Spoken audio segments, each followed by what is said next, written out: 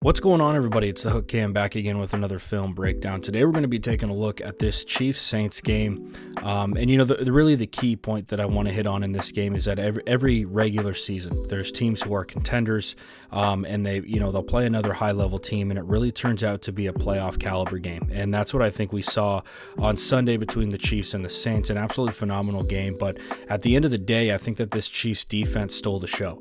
And I think that they really showed me, and I think that they were, showing the entire league that this team is ready to go and make another run. And Steve Spagnuolo has been just a phenomenal addition to that Chiefs coaching staff, and what he brings to that team schematically when it comes to pressure on third down, when it comes to coverages, when it comes to making quarterbacks second guess themselves. That's really, to me, what puts them over the edge and what makes them such a tough team to play. And Spagnuolo's a big pressure on third down guy, and all of these clips that I'm going to show you are third downs. I'm very much so in that same mindset. I always have believed, on third down, let's bring heat, let's make that quarterback second guess himself, and let's try to force an incompletion or an interception, or all in all, just a mistake. And that really, I think, is what Spagnuolo, hangs his hat on, and that's what we saw on Sunday. So, without further ado, let's dive in. Really quickly, though, before I do dive all the way in here, if you could hit that like button, hit that subscribe button to my channel, The Hook Cam, as well as to Jackson Kruger Sports, that would mean the world to both of us. Now, let's go ahead and dive into this game. Like I said, these are all third down clips. These are most of the third downs that were in the game. I think I left one or two out. The Saints and every team in the NFL love to do this, right, where they give this bunch set at the bottom. It's confusing. It's tough to deal with as a defense. What the Chiefs did in response is they were just like, let's bring heat. And they brought heat every third down, almost every third down with Drew Brees. And it's very confusing as a quarterback, right? Are they bringing heat? Who's dropping when they are bringing heat? What's happening? And so really what I like about this, and the cherry on top, is this Mike linebacker right here. He's over the football. It looks like he's coming, and then he's going to end up dropping off and taking the shallowest defender. But how the Chiefs bring their pressure is very smart, because you are giving these two guys, right, these two sides of the line of scrimmage, and I'll get into this when I get into the end zone film, you're putting them in a pickle. Coverage-wise, though, Mike linebacker is going to drop off, and he's going to take that shallowest crosser, right? So he's going to work right in front of 83. He'll carry him across the field as he works. All that happens is Drew Brees works to that second window, and what you get with that with these two guys, right, is that they're basically just going to combo. Whoever works inside on this guy's going to take. Whoever's left and working vertical or outside, this dude's going to take 21 right here. Like I said, you put pressure on Drew Brees. He tries to force a ball, and it ends up being not the best ball, and I'll get into why I think he threw it there in a second. But what the Saints are running here is called a hinge protection, okay? So they're going to slide to the right with this side of the line of scrimmage from the center over. Their back is either going to add on to this side if they get a fourth dude, or he's going to work into this gap, right? And they're going to take 2-on-2 back here, or they'll work out and they'll have this back insert, one of those things, right? Usually you don't want a back on a backer, so he'd probably work all the way out to this blitzing defensive back right here. As they work, though, we can see the Chiefs are bringing 4 to the right side, which is they're going to be mismanned, right? They're outmatched on this side because of the numbers, straight up. Now, what the Chiefs do on top of that, like I said, they're bringing that defensive back. So on the back side of this thing, we got a defensive back coming. We have nobody there to take it, and it forces Drew Brees into a bad throw. And again, with the coverage, what I really like on this is you can see, usually when they're throwing this ball, right, you want to throw this thing into the middle of the field where your receiver can kind of run into it. But because of the coverage and because of how the coverage ends up, he can't throw that ball into the middle because of where we're working, right? We're working to wall off right here with that number 2. He does a great job closing on this thing, and it's an incomplete ball on third down. And that was really the theme of the day for the Kansas City Chiefs. They brought heat on third down. They forced Drew Brees into really difficult throws, and it ended up very, very well for him, right? Drew Brees, I think, had his lowest completion percentage of his entire career on Sunday. And we see a situation like this right here, right? Another third down, and the Chiefs are going to bracket their inside guy. The Saints work this little short motion right here to get this stacked lineup, and I believe this dude works up and into the middle right here on the little curl. Drew Brees takes this one-on-one situation on the outside as he breaks it out. Of course, when you do stuff like this, you can't throw it to him on 3rd and 8 or whatever, because he's not at the sticks, or however deep he was and how far the third down was. So you're going to take your one-on-one matchup on the outside. Quarterbacks always do that. Well, of course, we get the legs tied up. He falls. Easy pick for the Chiefs. Great turnover, right? But that's great coverage that we're working with right there. Situation like this, we just got straight up man coverage. Drew Brees is going to try and get it over the top. It's a tough ball to throw. He gets him on it later. But again, the pressure that we're bringing right here, it's confusing. There's no one really in his face. It's more for the offensive line that they're going to have to work through all of that. And the Chiefs, like I said, they did this time and time again. And in this situation, right, earlier in the game, the Saints are basically running a two-man route. Yeah, we get a chip release here and a chip release here, so it's not necessarily max protect, but really we're working on these two cats right here. And what we're doing pre-snap is we're giving Drew Brees really what looks to be like too high. But the way they kind of roll into it, I think that this is more of a read 2. Now with read 2, these two guys right here are reading this dude. Okay, if he pushes vertical, then we're going to take him with the safety. If he works out, then the corner is going to step up on it, which is exactly what happens, right? As this dude number 2 works out, this corner right here is going to crash on it. That's where Drew Brees wants to go with this football. He wants to hammer this out route right there for a first down. Okay, but he looks off of that. Now we're looking to this post. Well, guess what? Tyrann Mathieu running right underneath it because we're working back with our safeties. This is great coverage right here, man. This is playoff winning football right here. Tyrann Mathieu, looking him at the bottom of the screen, you can tell him, hey, you're going to carry this deep. We're going to work underneath right here. We got nowhere to throw with this. Ty runs out. Drew Brees is sacked, and we're going to get into the pressure right now. Because what I really like about this is that you're matching up your defensive back with your running back, which is what every coach wants, offensively and defensively. You don't want your DB working on a tackle, and you don't want your running back working on a defensive end, right?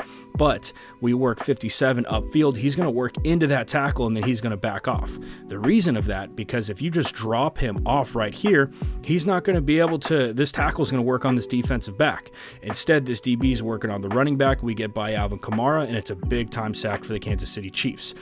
Stuff like that is high-level playoff winning football defensively, and it's impressive stuff, right? That clip right there was just everybody dropping. I think that was drop 7 or drop 8. He's going to have to check it down to his back, okay? Here we go again. We get another part of this bunch set at the bottom, okay? But what I love about this, and this is really cool, this matchup right here, okay? Because with this, really, to me, I think quarterbacks in this situation are thinking, who's taking the back? Is it this dude right here, or is he going to drop off, right? Or are we going to get one of those situations where the end is going to run with the back? I hate that. I think it's an easy mismatch. But what happens is, yeah, they're running man coverage. So Sorensen's going to be manned up with Kamara. And I know what you're thinking. Probably not the best matchup for us, right? But he does a good job working out to the flat. And really the key, like I said before, is this matchup right here with 56 and with this point man for the New Orleans Saints. I believe that's Jared Cook. Okay, so we're working across the field with this crosser. But what I love about this isn't a great matchup for the Chiefs, right? 56 on Jared Cook, not the matchup you want. But you roll this safety down right here, right into the middle of this field. And unless Drew Brees is looking at this right now, he can't throw this ball now.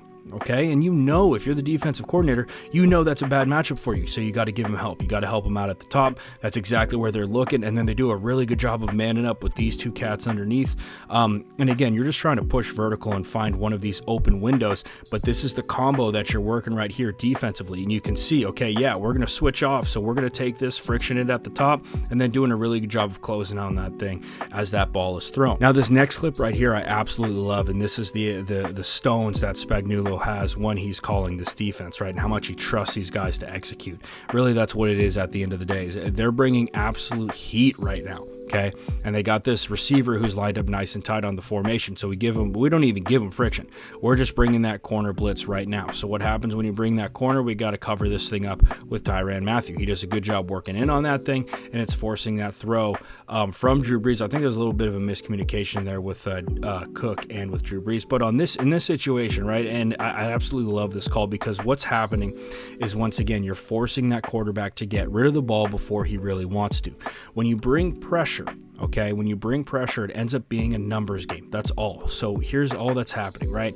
These three cats are coming.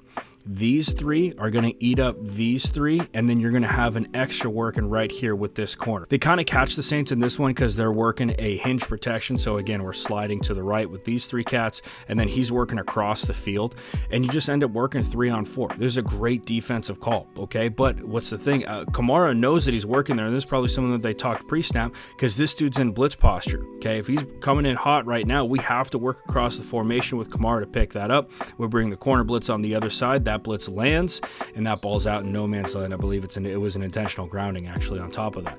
And this is just some of the stuff that I saw from the Chiefs that really makes me think that this team's playoff ready. I mean, they're doing a great job. This is a heavy-handed matchup between these two teams.